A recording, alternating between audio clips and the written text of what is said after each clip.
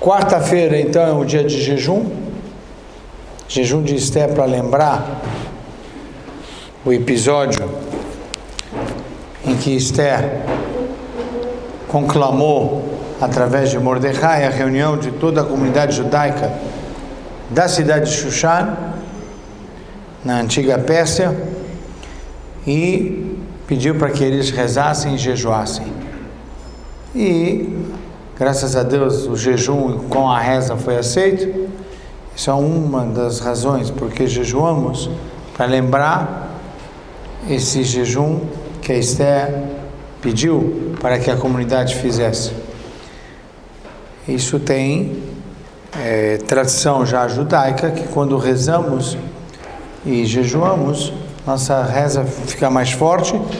Basta lembrar aos senhores a experiência que temos de Yom Kippur, né? Quem não se emociona em Yom Kippur, e essa junção de jejum com reza, ela brota uma espiritualidade maior. Esse jejum termina às 18h59, a Minha na quarta-feira é 17h30, e seguida da leitura de Megillah, estimamos a leitura da Megillah por volta de 15 para as 7 da noite, Arvit 6h30, e aí nós estamos estipulando 7h30 para acabar tudo e fazermos o que nós chamamos, né, de um quebra de jejum, Osnei Aman, etc. Vai ter monitores para mães que têm crianças pequenas poderem ouvir a Megillah, então vai ter monitores também. Na quinta-feira nós temos as mitzvot de Purim para fazer, a reza é às 7, a leitura da Megillah às 8 de manhã, e logo depois Seudat Purim, troca de presentes, e Matanot Levionim, 9 da manhã, isso perfazendo todas as mitzvot de Purim. Vamos para a aula. Hoje a aula é sobre o julgamento do rei Salomão. Entretanto, fizeram na aula passada 2 perguntas e ficamos de responder as 2 perguntas no início da aula de hoje. A primeira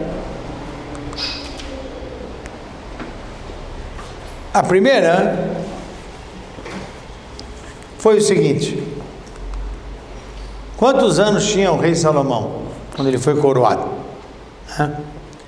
E isso foi perguntado porque existem informações, né, de que ele era muito menino. Se vocês abrirem na página 337, vocês vão ver que o texto cita que o rei Salomão era muito jovem.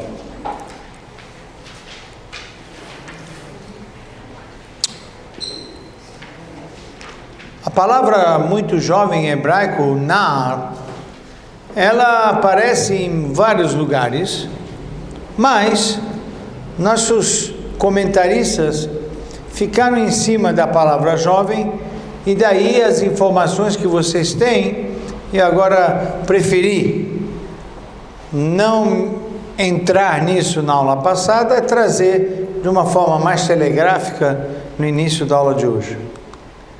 Rashi, que a gente já conhece ele é o comentarista number 1, ele diz que o rei Salomão, no episódio,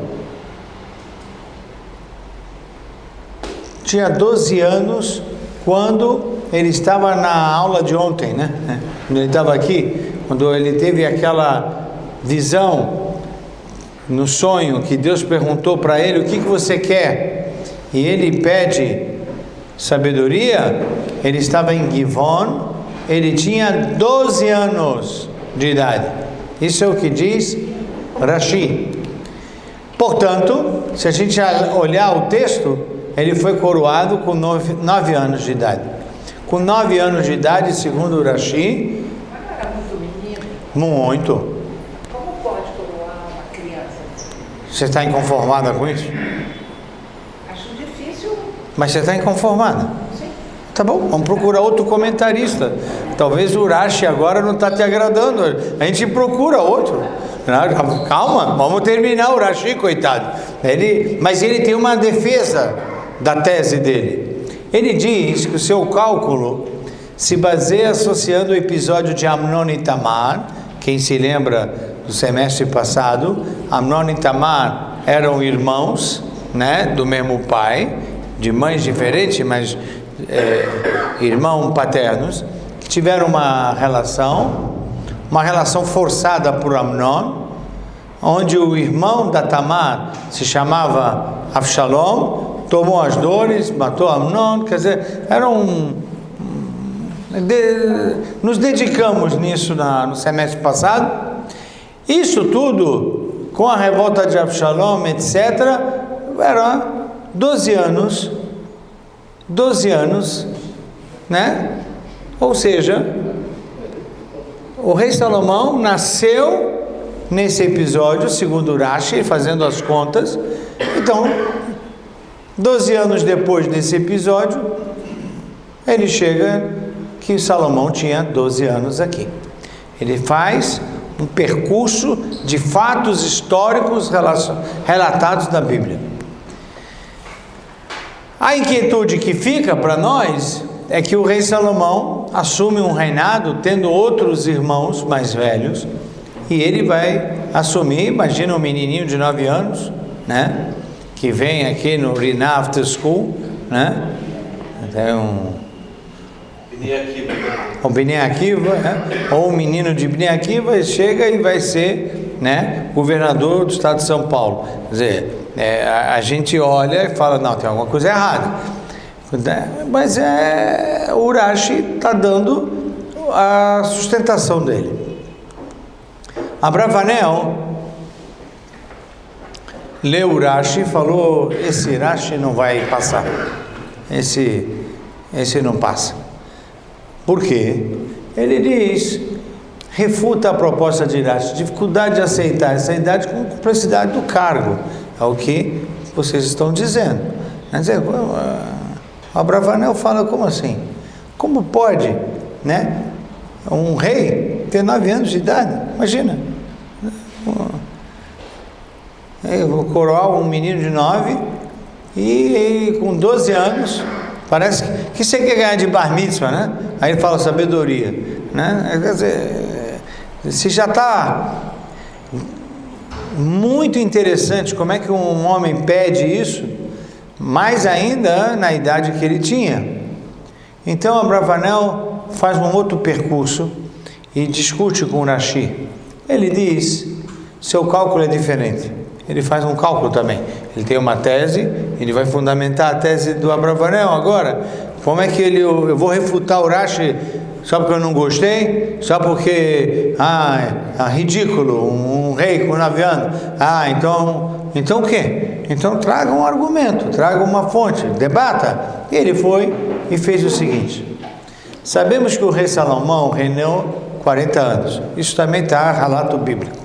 Então, se ele foi coroado com 12, morreu com 52 anos. Rehavam, que era seu filho, sucessor do reino, tinha 41 anos quando foi coroado. Então, o rei Salomão foi pai com 10 anos de idade?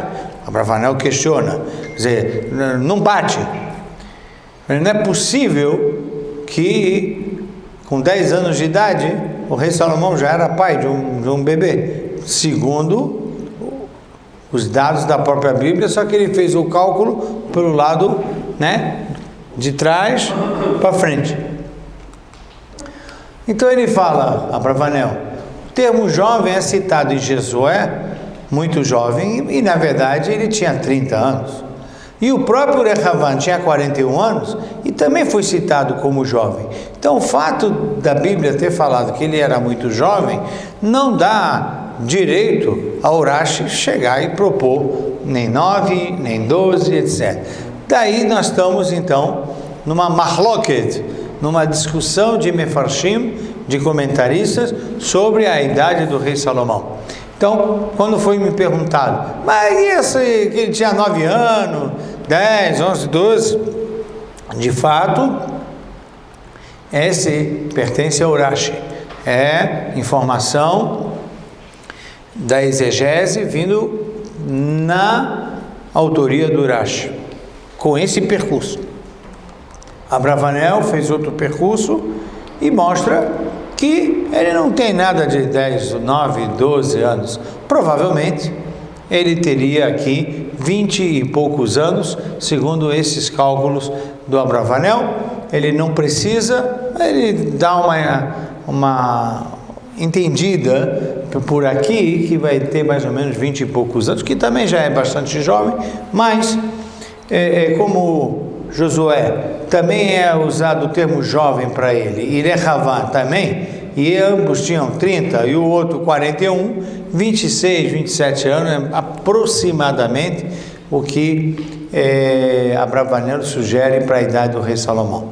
Por isso, quando leciono, eu deixo alguns temas, se perguntam, eu devolvo. E aqui eu opto sempre pela linha do Abravanel. Quer dizer, se eu opto pela linha do Abravanel, eu posso optar, né? Mas não posso deixar de dizer que existe essa informação de 9, 10 anos e clássica do Rashi, quer dizer, não é uma informação, né, que não tenha nenhuma sustentação. Prefiro o Abravanel porque racionalmente nós ficamos mais acomodados, né, com essa resposta que o Abravanel dá, fundamentando da forma como ele fundamentou. A segunda pergunta que foi levantada na aula passada foi como o rei Salomão chegou ao amadurecimento de pedir sabedoria. Quer dizer, ainda que ele não tenha mais 9, 10 anos, nem 12, segundo Rashi. Digamos que nós vamos para o caminho do Abravanel. Ele tinha 25, 26 anos, por aí. Ainda assim, continuamos, a gente conhece os rapazes de 25 anos, né? Ainda estão, né, brincando de videogame, né? Então, como ele chegou a esse amadurecimento, né? Você pega um rapaz de 20 e poucos anos, ele quer fazer uma startup e ganhar 60 bilhões de dólares, né? Então, se ele tem a oportunidade de ouvir de Deus, que pede o que você quiser, eu vou te dar, provavelmente com 20 e poucos anos ele pediria dinheiro, fortuna, etc. E ele não pediu, ele pediu sabedoria. E a pergunta é, de onde vem isso? Como o rei Salomão chegou a isso? Então, buscando na literatura,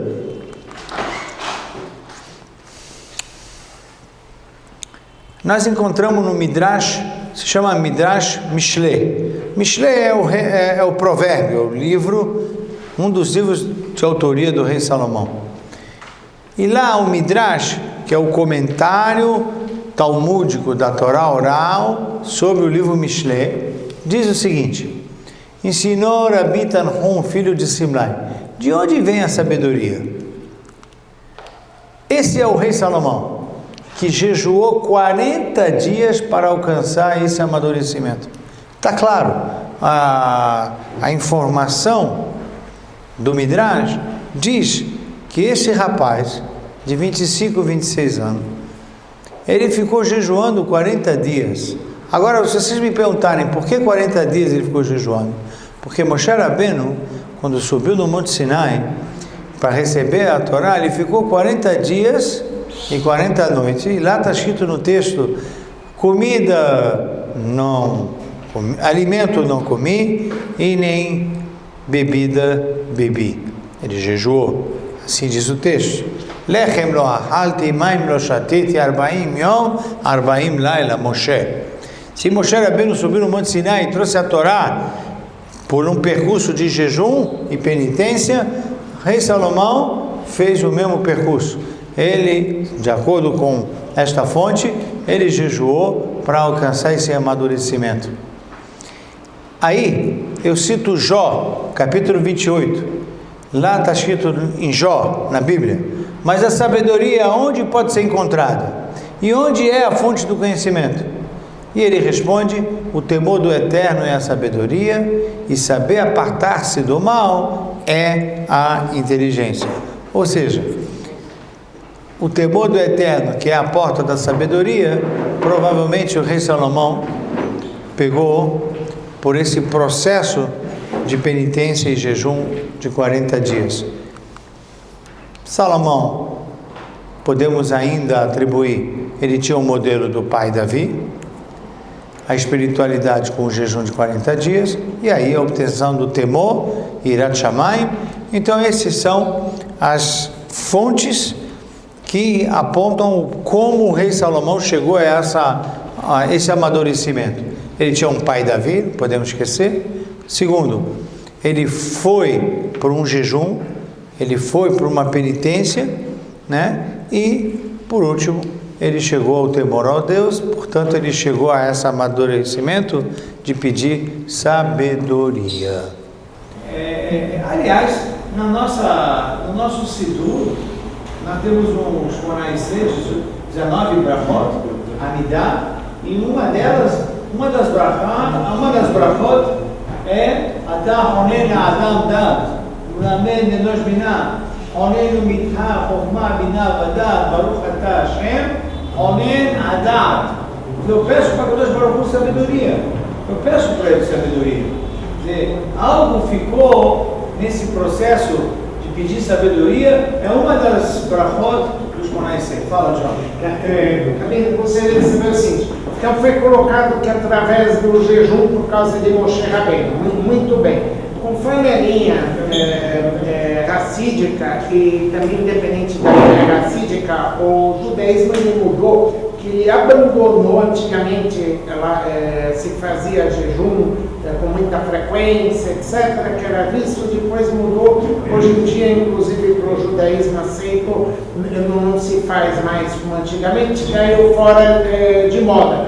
Então, se o rei Salomão fez, ele está sendo dado claramente uma aval: olha, o caminho é esse. Como nós, judeus, nós temos que estudar, você tem que estudar. Eu não quero estudar, você está fora do caminho. Então, tem que seguir como Moshe Rabbeinu, você tem que fazer jejum, etc. Só que atualmente isso caiu fora de moda. Gostaria que o senhor me explicasse, porque o caminho de Salomão está indo de contramão com o que está hoje. A gente deveria seguir Salomão, deveria fazer jejum com maior frequência, que não é o caso atualmente no judaísmo. Era essa a pergunta. Falem. Só para complementar o argumento dele, temos que lembrar que desde a época do rei Salomão existiu o templo. E além do fato de que tanto Moshe como o rei Salomão eram próximos de Hashem. O Moshe, porque ele viu Hashem no Monte Sinai, e o rei Salomão, porque ele tinha a postura do pai. E por causa disso, nós temos hoje em dia um nível de espiritualidade muito abaixo do que o rei Salomão de Moshe. Ou seja, mesmo que fizéssemos, por exemplo, um jejum de 40 dias, talvez não seria suficiente para alcançar o nível de sabedoria que tanto Moshe como... Acho que os comentários se complementam. Hoje nós não jejuamos como antigamente, simplesmente porque o nosso corpo não aguenta, nós não estamos nesse nível, né? E foi substituído os jejuns por duas atividades que eu acho muito boas no lugar do jejum. Primeiro é o jejum da fala, se chama Ta'anit Dibur. O jejum da fala é o seguinte: você sai e não fala, só as coisas necessárias da educação. Bom dia, boa noite. Como vai? Fico feliz com isso. Isso é o jejum do fala. Mas não aguento, eu preciso mais. Você quer mais? Vem amanhã, 7 horas da manhã, e reza. Odula Adonai Kiru Vishmodi, aí você pode falar o que quiser. Tá? Tudo que está no Sidur, você pode falar.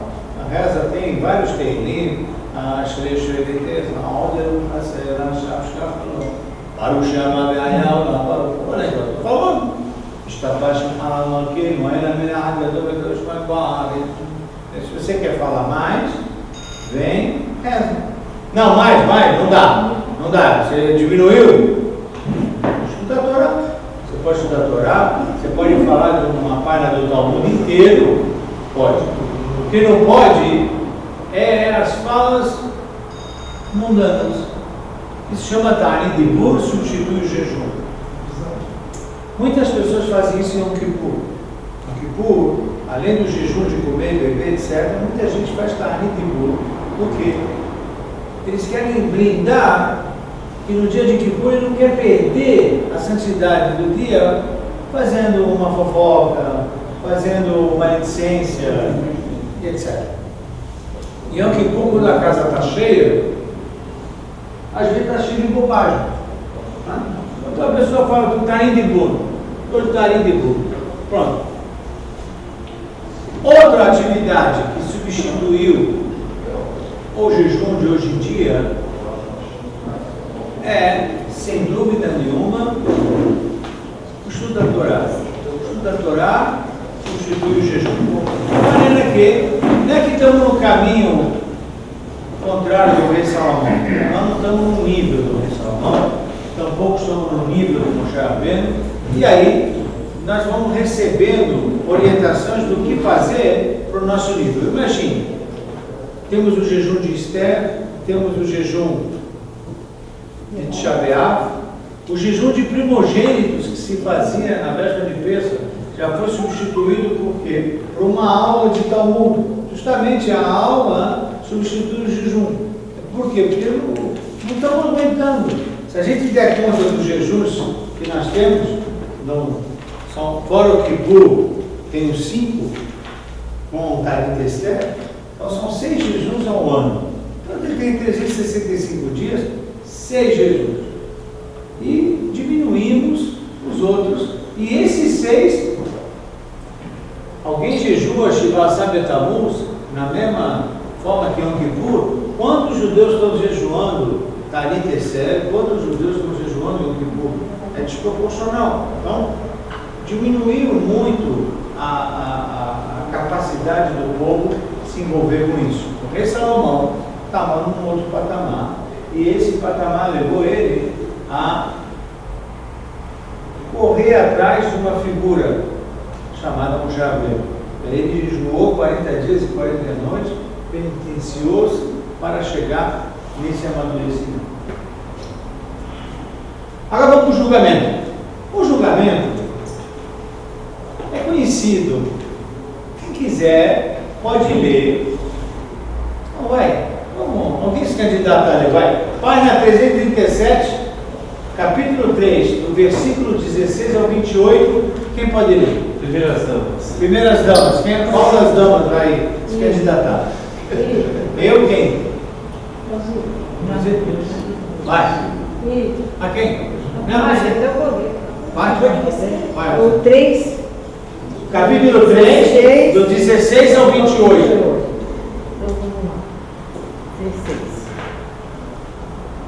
Então 2 mulheres prostitutas vieram ter com o rei e se postaram perante ele. E uma das mulheres disse: ó meu senhor, eu e esta mulher moramos na mesma casa, e dei à luz com ela na casa. No terceiro dia, depois do meu parto, essa mulher também deu à luz. E nós estávamos juntas, nenhum estranho estava conosco na casa, somente nós duas estávamos na casa. Durante a noite, o filho desta mulher morreu, porquanto se deitara sobre ele. E ela se levantou durante a noite e me tirou o meu filho do meu lado, enquanto esta tua serva dormia. E o deitou no seu seio, e o seu filho morto deitou no meu seio. Quando me levantei pela manhã para amamentar meu filho, eis que ele estava morto. Porém, atentando para ele à luz da manhã, notei que ele não era meu filho, que eu havia parido. Então a outra mulher disse: não, o vivo é meu filho, teu filho é o morto. E aquela disse, não, o morto é teu filho, o meu filho é o vivo. E assim falaram perante o rei. Então o rei disse, esta diz, este que vive é meu filho, teu filho é o morto. E esta outra diz, o morto é teu filho, o meu filho é o vivo. E o rei disse, tragam-me uma espada. E trouxeram uma espada diante do rei. E o rei disse, dividi em duas partes o menino vivo, e dai metade a uma, metade a outra. Mas a mulher cujo filho era o vivo falou ao rei, por que se interessou por seu filho? E disse, ó meu senhor, dá-lhe o menino vivo, não, só não o mateis. Enquanto a outra dizia, ele não será meu nem teu, divide-o. Então o rei respondeu e disse, dai a esta o menino vivo, a que disse, só não o mateis, pois ela é sua mãe. E todo Israel ouviu a sentença que o rei proferira, e temeu ao rei, porque viu que havia nele a sabedoria de Deus para fazer justiça. Muito bem, esse é o relato. E o relato, que é um julgamento, precisa ser feito algumas reflexões. Né? Onde está a sabedoria do juiz no episódio? Talvez uma análise psicológica ele fez, né? Foi lá, traz uma espada. Não. Ah, você reagiu assim, vai ver que você... Mas isso é habilidade de juiz? Não é habilidade de juiz. Né? Ele não pediu testemunhas. E nem fundamentou um interrogatório na hora. Vem cá, me diz uma coisa. Qual é o seu nome? A gente não sabe, nem perguntou o nome dela. Quem é seu marido? Por que vocês estavam juntos na mesma casa? Você vem de que família? Quem pode me informar? Né? O que faz um juízo aqui? Né? Quem pode me informar se realmente você estava grávida? E que dia foi que você deu à luz? Agora a outra, a mesma coisa. Quem pode me informar? Quem é teu marido? Não teve interrogatório, foi impossível. A sensação que a gente tem quando lê o texto é que uma mulher está dizendo, não, o meu filho é o que está vivo, não, tá bom, meu filho vai me dar uma espada aqui, pronto, acabou. Aí todo o povo de Israel ficou estremecido pela sabedoria do rei. Que sabedoria é? A sabedoria é o de ter pensado nesse gesto de situação. Sim. Mas o juiz, nós estamos falando agora, porque o capítulo é julgamento. Sim. Aqui vemos como o rei Salomão tem sabedoria, não porque ele usa razão para resolver os problemas cotidianos. Ele usa um simples efeito de usar a emoção do amor de uma mãe para julgar um caso desse. Ele sabia que uma das mães iria reagir dessa forma. Mesmo que ele tenha feito de uma maneira radical, como cortar um bebê com a espada, o objetivo não era que ele cortasse a espada. Ele queria ver qual mãe demonstraria os seus sentimentos. Tudo bem. Depois que a gente viu que deu certo, a gente acha ele o máximo. Mas... Vai mudança?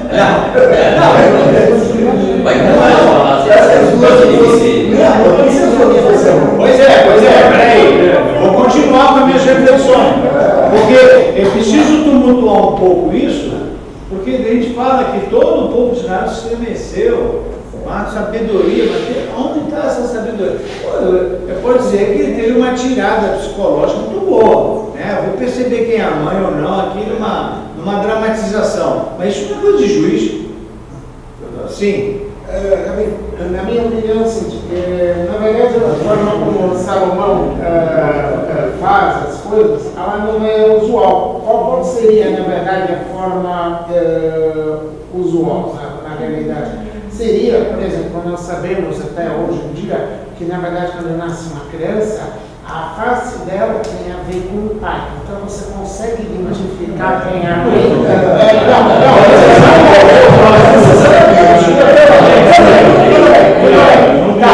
Eu acho que eu já peguei a situação. As pessoas sentem desgaste por tomar medidas diferentes do que a manada, por assim dizer. Então, eu tenho uma situação corriqueira e todo mundo toma, tem que fazer assim, tem que fazer essa. Não tem nenhuma de diferença no nosso dia a dia. Ele tomou uma medida que é inusual e isso é o que faz toda a diferença. Ok. Então, agora eu vou fazer uma série de provocações. O quê? Aonde que está escrito que ele era juiz? Ele estava ali agindo como juiz. Isso era uma função do rei. O rei, ele era um juiz, né? O rei. Tanto é que ele pediu na aula passada a sabedoria para julgar o povo. E aí logo depois vem logo esse episódio. Quer dizer, e é esse episódio que ele vai dar. Demonstra que ele é o juiz. Agora, ele demonstra um caminho que não parece ser de um juiz. Né? E essa é a nossa inquietude. de um sábio, não de um juiz. De um sábio. Pode ser sábio? Pode ser. Vamos continuar com a inquietude, calma. Sim. Eu acho que ele não foi impulsivo, ele foi super frio. Para poder pegar uma espada e falar que vai cortar o outro no meio, ele foi super frio, não tem nada de impulsivo ali. Não, mas ele sabia. Se você olhar o texto, a mulher está falando, ela começa a fazer toda uma história. E aí está ouvindo. Aí a outra mulher fala, não. É o contrário. Não. Então, claro que é subjetivo, eu estou falando, é interpretativo. Ele não aguentou ali a fala. Né? Você já viu? Ele já sabe, ele já devia entender de mulher muito mais do que nós. Então não tem nada de impossível, ele é super frio. E aí? Eu vou continuar com as reflexões. E se as duas mães poupassem o bebê? Sim, pode ver.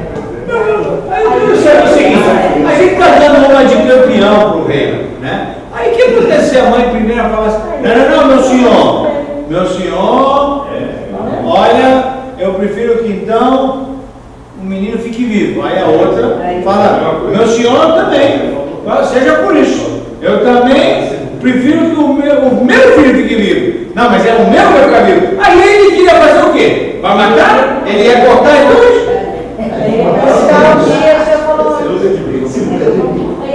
Eu vou continuar. Não, mas é assim que se estuda. É assim que se estuda, eu estou querendo entender. E todo Israel ficou impressionado. Impressionado com o quê? Aonde está? Aonde está o ponto? E se as duas mães, já que eram, de acordo com o texto, prostitutas, concordassem em dividir o bebê? Porque pode acontecer. Vai ficar o quê? Com vontade de um bebê morto? Não, vai falar, olha, isso aqui foi sem querer, eu não queria, esse menino não vai ter pai mesmo, né? Então não foi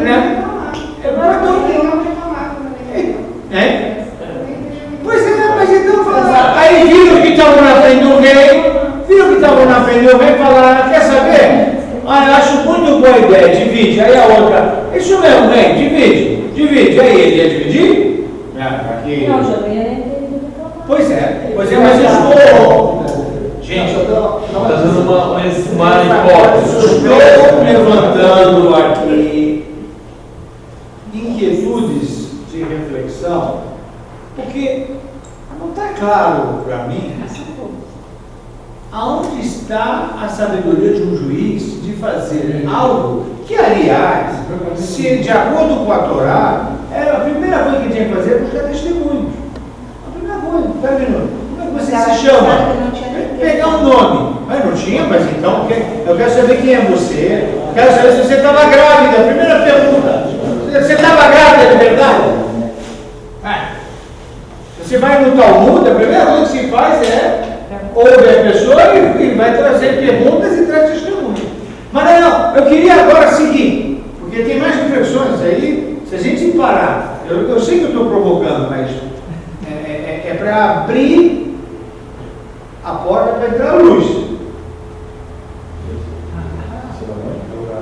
essa não me importa, hein? Essa é a primeira mulher. Droga.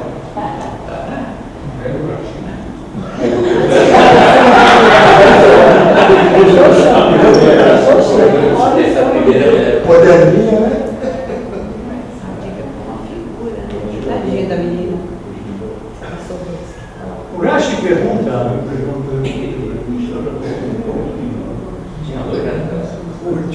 o Rashi pergunta como ele, o rei Salomão, pode afirmar quem é a mãe. Por esse episódio da espada. Afirmar o que é a mãe. Como?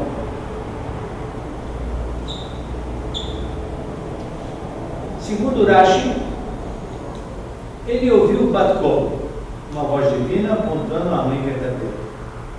Não tinha como saber, pelo episódio e pelo relato, quem era a mãe. Ele teve a resposta vinda de Deus. Ponto. A sabedoria que o rei Salomão recebeu era algo que vinha de Deus direto, e é isso o que diferenciou ele dos demais juízes. Ponto. Por quê? Por que Rashi sustenta essa opinião? Porque ele faz uma análise literária. Ele chega e fala assim: olha, mulher número 1, que é essa daqui, tá? Opa, desculpa.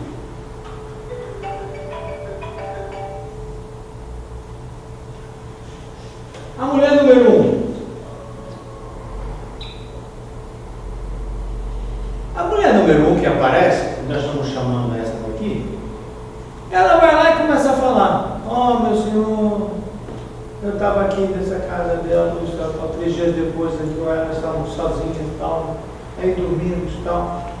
E aí, ela veio, morreu o filho dela, ela veio, trocou, pegou o meu filho, levou e deixou o filho dela morto aqui e tal, e esta serva estava dormindo.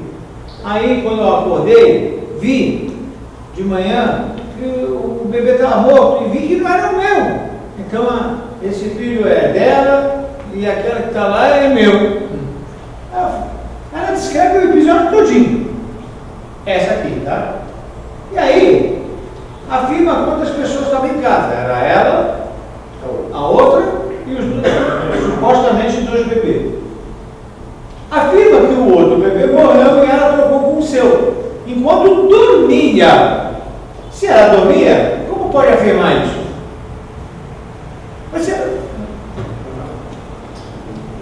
Por esse depoimento, sozinho, a mulher 1 é a mãe do bebê morto. Porque como é que ela pode falar uma coisa dessa? Ela está fazendo história. Então a análise literária, na verdade, não bate com isso que o Rashi está dizendo. Porque eu poderia fazer, podem ler depois com calma, vocês vão perceber que se ela dormir, ela não pode fazer toda essa história. Quando ela sabe todos esses dados que ela conta, se ela está dormindo, como pode? Essa mulher 2. A sobra. Droga. Pela cor do filho, ele não sabe. A mulher 2. A mulher 2. Ela só afirma que o bebê morto é da mulher 1 e o vivo é o dela. Ponto. Não fala mais nada. Era fácil rebater a versão da mulher 1. Ela podia falar. Mas assim, como assim? Se ela estava dormindo, como é que ela fala tudo isso? Como ela pode falar um negócio desse? Se ela está dormindo, ela falou que está dormindo. Mas ela não faz. Ela só fica, né? Já que ela dormia, mas sua fala foi extremamente objetiva. Olha, o filho vivo é o meu. O dela é o morto. Ponto. Não falou nada, recebeu, se levantou no meio da noite, foi lá, trocou isso e aquilo. Deixou a fala dela sozinha. Ela não foi lá para rebater a fala dela, ela foi só para defender que aquele filho era o dela. Muito bem. E aí, o rei Salomão observa. A mulher 1 destaca quem é o bebê morto. A mulher 2 destaca quem é o bebê vivo. Então, essa aqui está falando, e está enfatizando sempre que o bebê morto é desta. E esta está dizendo, não, o bebê vivo é meu, o morto é dela. Bom, e aí a pergunta é, quem é a mãe do bebê que está na frente dele? Tem um bebê vivo na frente. É esta ou esta? Por esta foto seria muito fácil. Porque uma é clarinha, outra é morena. Aí é só ver o bebê. Eu não botei a foto do bebê aqui. Quem fala a verdade? Né? Então aqui, tirando o Urashi, que sugere uma iluminação de Deus, a análise literária do próprio texto, a própria fala da pessoa, indica que é esta mente. E a espada, segundo Urashi, ratifica a sua análise literária dos depoimentos. A mulher número 1 mente, a mulher número 2, que também dormia, é a mãe do bebê vivo. Não inventa história. Não. Mas Urashi, mesmo assim, fazendo a análise literária, ele ainda dá o endereço da sabedoria do Salomão a Deus. E aí ele... Não por esse caminho, porque ele vai pelos detalhes lógicos. Na análise A sabedoria literária. divina não vem através da lógica para nós. Então, a análise literária ele faz e ele cita a luz divina. A pergunta é, a luz divina vem por caminhos totalmente sem preparo, ou a luz divina vem para quem se esforça na análise racional e aí a luz divina aparece? Essa é a mensagem que o Urashi quer dar. Nenhuma pessoa pode receber luz divina sem esforço. Nenhuma pessoa pode ser Salomão se não ter o esforço de jejuar 40 dias. Nada vem. Não é assim. As coisas, ele fez uma análise. Ele fez uma análise da fala. Claro que Deus ilumina, mas Deus ilumina para o esforçado. Deus ilumina para aquele que faz a penitência. Deus ilumina para aquele que procura solucionar o problema. E aí Deus vai dar a luz para ele. E essa é, talvez, uma das mensagens importantes. A vida e a morte estão sob o poder da língua, e os que utilizam adequadamente comerão do seu fruto. Por quê? Aquela mãe, que a gente vai chamar de loira, nada contra a loira, né? Mas a mãe que a gente chama de loira, só ela falou. Ela fez a história. Ela fez todo um enredo. Falou e foi tropeçou na própria fala. Porque ela, no meio do momento, falou ali. Enquanto eu dormia, ela veio e trocou o bebê. Ela conta a história. Ela faz, incrimina a outra, diz que estava dormindo, e como ela pode afirmar que isso aconteceu exatamente se ela estava dormindo? Então ela mente. Ela mente. É cuidado. Não, ela podia falar, se eu tinha as duas, cabine. Pode ser que ela mente, mas nesse quarto eu tinha as duas mulheres e as duas crianças. Sim. Mas ela não viu. Ela não viu nada. Mas se a Mas ela criança, está afirmando. ela não viu nada. Mas ela Ela sabe. era uma dedução lógica, se ela não viu nada. E uma das crianças, que ela disse que não era dela, foi trocada, só podia ser isso. Mas Ela não está acusando a outra, ela está concluindo. Não, ela acusou. Mas claro, é o Ou ter outro. matado, deitado, Não, total. Ela se entregou pela própria, a própria fala da pessoa. Aliás, essa foi a sabedoria de Salomão. Aliás, a sabedoria para nós é justamente essa. Deixar a pessoa falar, deixa a pessoa falar. Nós temos um hábito de interromper o outro. Deixa falar. Aí quando ele deixa ele falar, você já vai perceber pela fala que alguma coisa está batendo. O que o rei Salomão deixou falar. A outra não falava, a outra só respondia. Excelentíssimo rei, esse bebê viveu o meu, esse é o dela. E a maior prova é quando ele pega a espada para ratificar o que ele já tinha analisado, ele apenas verificou o que a mentira promove. A mentira promoveu, então tá bom, não fica nem para mim nem para você.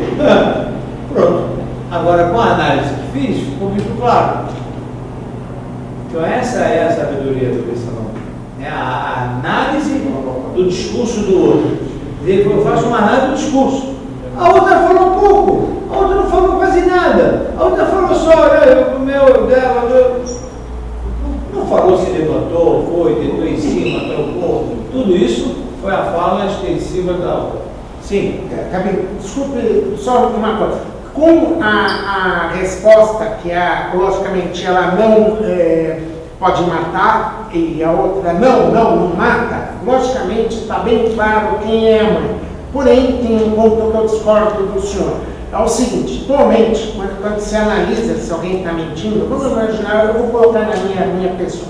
Vamos imaginar que o John está andando na rua e de repente tem alguma carteira, alguma coisa, um policial, não sei o quê, alguém chega e fala, tem eu e mais um, certo? Fala, ô John, você roubou essa carteira, eu vou te prender. E fala também para outra pessoa, ou assim, certo? A outra pessoa não tem nenhum tipo de reação, ouve para ver o que vai aguardar. Qual é a reação normal da pessoa que está sendo, a palavra seria injustiçada?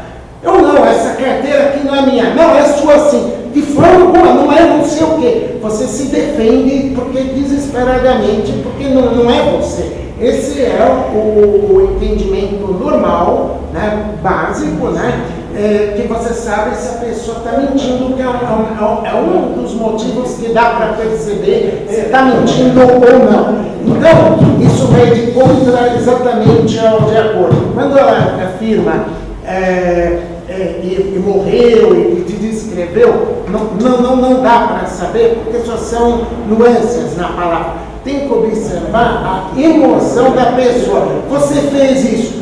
Não fiz não, assim, estava tranquilo. Poxa, ele está tranquilo. E outro está desesperado se debatendo. Então, quem está se debatendo é realmente quem é. Isso aí. Obrigado. Posso complementar? No caso, a Torá não descreve exatamente como foi a emoção das duas mulheres. Então, pelo que nós sabemos, não sabemos pela emoção, como elas respondiam, mas o fato é que a primeira mulher não estava falando aquelas palavras porque defendia o bebê. Ela queria culpar a outra pessoa, falava, essa mulher pegou o meu filho enquanto eu dormia. A intenção dela não era falar, o meu filho foi pego no meio da noite. Ela poderia ter acusado qualquer outra pessoa, só que o problema foi o seguinte, ela não estava nem aí para o bebê, ela estava... O objetivo dela era acusar outra mulher de roubar o seu filho. E outro fator, como você falou ali na fala da outra pessoa, enquanto ela dormia. Uma pessoa que dorme, tem os seus sentidos desaturados, não consegue perceber se o filho desapareceu ou não. Ou seja, pelo que ela descreveu, ela própria se entregou pela própria fala. A emoção não estava descrita na Torá, ela estava descrita, foi apenas só por muito bem, eu acho assim, óbvio que o bonito do estudo do Tanakh é a possibilidade, eu acho que tem que se estudar dessa forma, de vocês se envolverem com um enredo e depois procurarem, tirarem conclusão dentro, né, da literatura, porque senão podemos fazer novela da SBT, da Record, e aí a gente pode fazer coisas que não tem nada a ver com o texto. Né? Mas, a priori, a mensagem está muito clara de que, assim como o peixe morre pela boca, o homem também morre pela boca. Né? Ela falou muito, falou demais, e aquele que fala demais vai pagar. Vai pagar. Ponto. O julgamento foi esse. E a moral da história é combater a mentira e o falso testemunho. O que o rei Salomão quis, e por que o povo judeu ficou encantado com o episódio, é que provavelmente Israel estava sofrendo de falsos delatores e caluniadores. E pessoas que vêm, falam isso, aquilo, e estava sofrendo.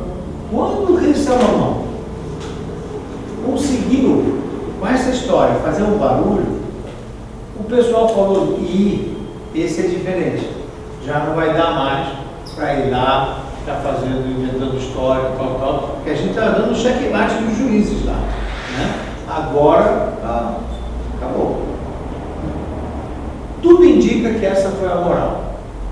Depois, encorajar os juízes de não desistirem, persistirem, procurar a verdade. A Hashem vai ajudar. A gente reza no TNI, amanhã a gente reza no TNI. Toda terça-feira, cada dia da semana tem Shir Shelion. Um Shir, uma canção, um TNI para cada dia. Um salmo do dia. E o salmo da terça-feira está escrito Elohim Nitzav Adater Bekerev Elohim Shkot. Hashem, Deus, está sempre na mesa do juiz. Sempre. Se o juiz, ele está procurando a verdade, ele está fazendo as análises que precisa fazer, ele está buscando soluções para desvendar o parecer dele, Deus vai abençoar ele. Elohim, Nitzav, Bekerev Elohim Shkot. E isso, o rei Salomão trouxe de volta para a história. Mas a dificuldade de julgar quando falta provas e testemunho, até mesmo crimes assim foram inibidos. Eu acho que Israel, a partir dessa história, começou a temer a não fazer mais isso. Esse aí é diferente. O rei Salomão chegou para... Não parece, guardando as duvidas do professor, todo mundo está com medo da Lava Jato agora. Essa turma do Moro, a turma do cara que faz o PowerPoint, o cara do não sei o quê, mas está todo mundo com medo disso. Mentira de Curitiba, me manda para o tribunal de não sei de onde, Curitiba eu não quero ir. É mais ou menos, guardando as proporções, há uma moralização, né? Efeito Moro. O rei Salomão fez uma moralização para o que nós sabemos de tribunais da época contra crimes que careciam de provas. Quer dizer, é algo fora dos parâmetros do juiz normal. Foi o que o rei Salomão fez, na verdade. O rei Salomão aqui, ele distinguiu de fato de um procedimento jurídico, talmúdico, chama testemunha, para aqui, para ali. Ainda que ele fez uma análise literária, etc, Deus o abençoou. Deus deu para ele algo diferente. Como Mashiach também será diferente. Também ele não vai julgar pelo que os olhos veem, pelas provas documentais, pelos autos do processo. Ele não vai ficar ouvindo testemunha 20, 30, 600 testemunhas, não sei quanto. Ele vai olhar, vai ver, vai cheirar e vai dizer e vai chegar à verdade. Ponto. Agora, esse Mashiach é como Salomão. Esse Mashiach não é que ele tem um poder, ele não fez esforço nenhum para ser o Mashiach. O Mashiach vai ser escolhido provavelmente ser uma pessoa que tem um esforço notório, uma pessoa que faz penitências, uma pessoa extremamente espiritualizada. Deus não pode conceder sabedoria se não tem um receptor. Não é possível. O rei Salomão pediu porque ele se preparou para esse pedido. E ele recebeu o que pediu. O Mashiach também. Mashiach será um grande juiz, mas um juiz que se preparou para isso. E Deus, quando escolher o Mashiach, nos enviar o Mashiach, ele vai fazer exatamente o que o rei Salomão fez, da forma dele, obviamente. Ele vai julgar as nações, ele vai julgar indivíduos, ele vai julgar a história.